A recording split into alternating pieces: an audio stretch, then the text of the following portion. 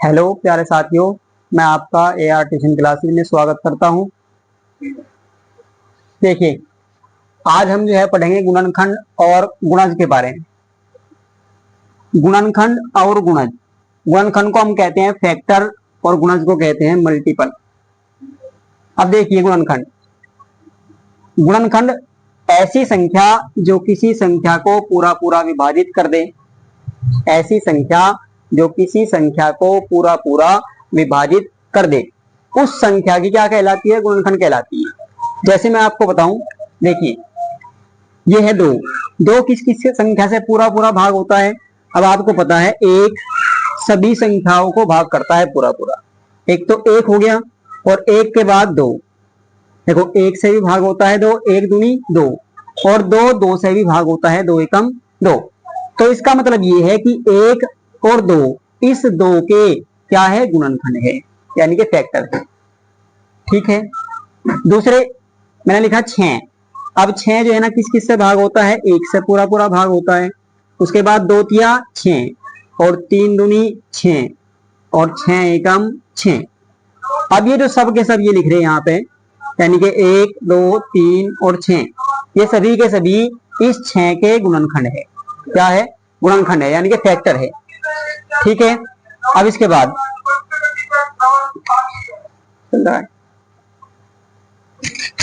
ठीक है दोस्तों, देखिए अब इसके बाद गुणज।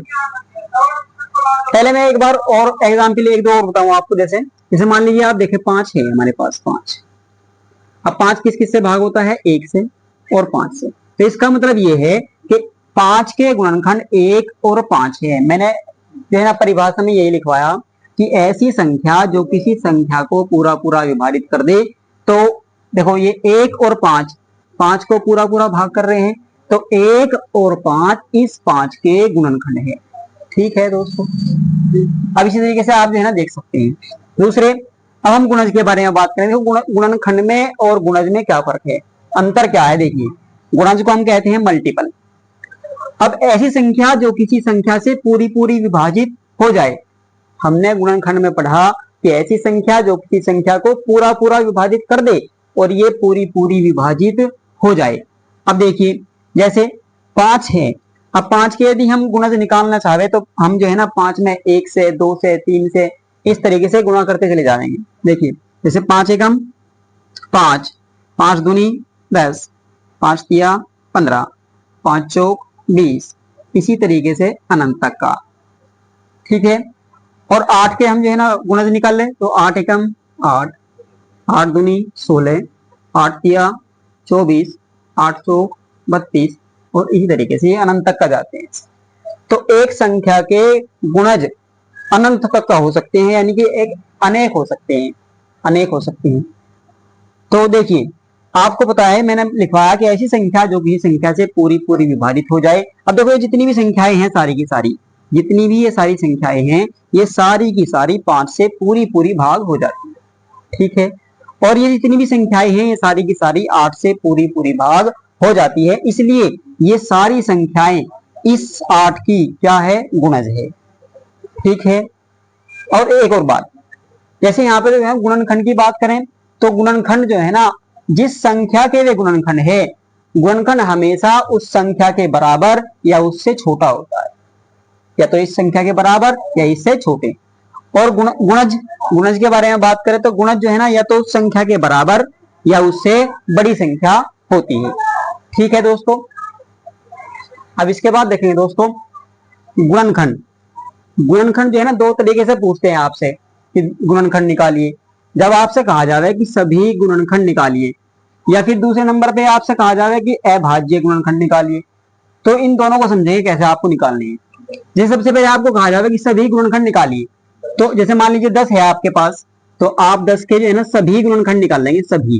सभी गुणनखंड का मतलब ये है कि ऐसी जितनी भी संख्याएं हैं जो 10 को पूरा पूरा भाग करती है, तो वो जो है ना सभी गुणनखंड होंगे हमारे। जैसे 1 से 10 पूरा पूरा भाग होगा। उसके बाद 2, उसके बाद फिर आप जो है 2 के बाद 2 पंजे 10 होता है।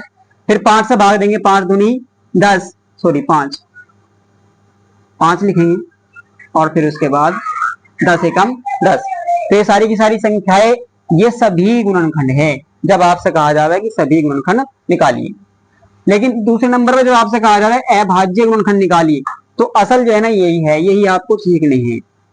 तो इनके बारे में देखिए, जब इनके हम अभाज्य गुणनखंड निकाले, जैसे मैंने संख्याएं लिखी 10, 21, 144, 210, मैं सारों के इन्हीं की जो है ना आपको बताऊंगा अभाज्य गुणनखंड कैसे निकलते हैं। देखिए, सबसे पहले आपको ध्यान रखना है, अभाज्य गुणनखंड निकालने के लिए आपके अभाज्य संख्याएं याद होनी चाहिए। अभाज्य संख्याएं देखिए एक बार,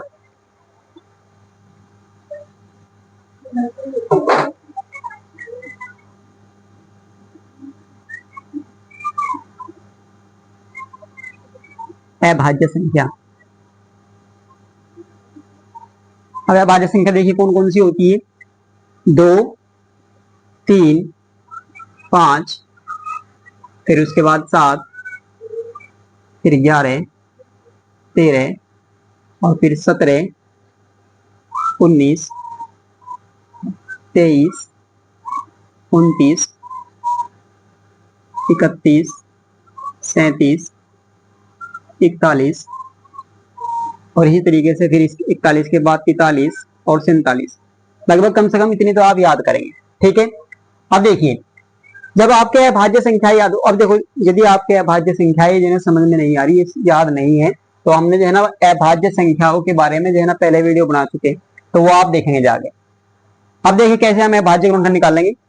तो ध्यान रखना है, आपको जब अभाज्य गुणनखंड निकालना है किसी भी संख्या के, तो आपको केवल और केवल अभाज्य संख्या से ही भाग देना है। ठीक है, देखिए सबसे पहले नंबर पे 10, अब 10 के अभाज्य गुणनखंड आपको निकालने हैं, तो ऐसे लिखेंगे आप 10। और मैंने कहा कि सबसे पहले आप जो है ना केवल किससे भाग देंगे, केवल और केवल अभाज्य संख्याओं से ही भाग देंगे। सबसे पहले 2 आता है, तो 2 से भाग देके देखना है 2 से भाग होती है संख्या या नहीं होती। देखो मैंने आपको बता रखा है, इकाई का अंक यदि 0 है तो संख्या 2 से पूरी पूरी भाग होती है, तो 2 से आप भाग देंगे भाई, 2 पंजे 10। अब 5 तो केवल 5 से भाग होता है, क्योंकि 5 एक अभाज्य संख्या है, तो 5 से भाग देंगे, 5 एकम 5। तो आपने देखा 10 के अभाज्य गुणनखंड क्या है, तो आप 10 के बराबर लिखेंगे ऐसे करके, 2 गुणा 5, तो 2 और 5 आए 10 के अभाज्य गुणनखंड। इसी तरीके से आप 21 के देखेंगे भाई, 21 मैंने कहा सबसे पहले आप 2 से भाग देके देखेंगे। अब आपको पता है कि इकाई का अंक 1 है, जब इकाई का अंक 1 हो तो 2 से वो संख्या भाग नहीं होती, तो इसके बाद 2 के बाद आपको देखना है 3 से। ऐसा नहीं आप सीधे सीधे 7 से भाग दे देंगे, 7 या 21, तो सबसे पहले आप छोटी संख्या से भाग देकर देखेंगे। देखिए 3 से भाग देंगे तो 3 सते 21। अब 7 तो 7 से ही भाग होगा क्योंकि अभाज्य संख्या है, तो 7 से भाग देंगे, 7 एकम 7। तो 21 के जो अभाज्य गुणनखंड आए आप लिखेंगे 21 के बराबर 3 और गुणा में 7।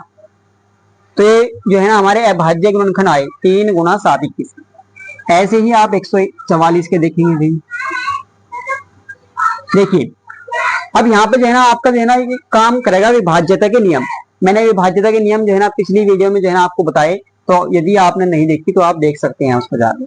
विभाज्यता के नियम मैंने आपके जो है ना सारे लिखवा रखे, 2 का नियम, 3 का, 5 का, 4 का, ये सारे नियम आपके लिखवाए ताकि जो है ना भाग देने में आसानी हो कि हम किससे भाग देंगे। सबसे पहले देखिए, सबसे पहले आपको देखना है 2 से भाग हो रही संख्या है नहीं, यदि 2 से भाग नहीं होती तो फिर 3 से देखनी है, फिर 5 से, फिर 7 से। इसी तरीके से देखिए अब 2 से देखो, 2 का नियम मैंने आपको लिखवा रखा है, यदि इकाई का अंक या अंतिम अंक 0 हो, 2 हो, 4 हो, 6 हो, 8 हो, तो वो संख्या पूरी पूरी 2 से भाग होती है। तो आपको पता है ये संख्या 2 से पूरी पूरी भाग होगी। आपने 2 से भाग दिया, 2 सत्ते 14, उतार लिया 4 का, तो 2 दूनी 4, 2 से भाग हो गई संख्या। अब इसके बाद फिर 2 से भाग देंगे क्योंकि इकाई का अंक 2 है या अंतिम अंक 2 है। ठीक है, देखिए 2 से भाग देंगे, 2 तिया 6, जब आप तिया चलावेंगे तो यहाँ पे 1 बच जाएगा 7 में से घटा के। उसके बाद आप 2 का उतारेंगे 12, 2 छिका 12, 36 हो गया भाई। अब आपको पता है 2 से अब भी संख्या भाग हो रही है, तो 2 एकम 2, यहाँ पे बचेगा 1, उतार लेंगे 6 का, 16 हो गए, 2 अट्ठे 16।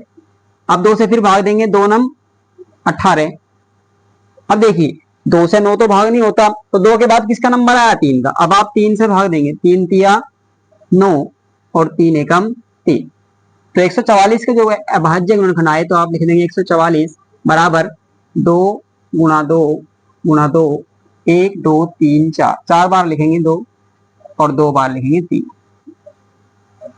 ठीक है भाई, अब इसके बाद ऐसे ही आप एक 210 के और देखेंगे भी। देखिए 210, आपको पता है जब अंतिम अंक 0 हो तो आपकी संख्या 2 से पूरी पूरी भाग होगी, तो आप 2 से भाग देंगे, 2 एकम 2।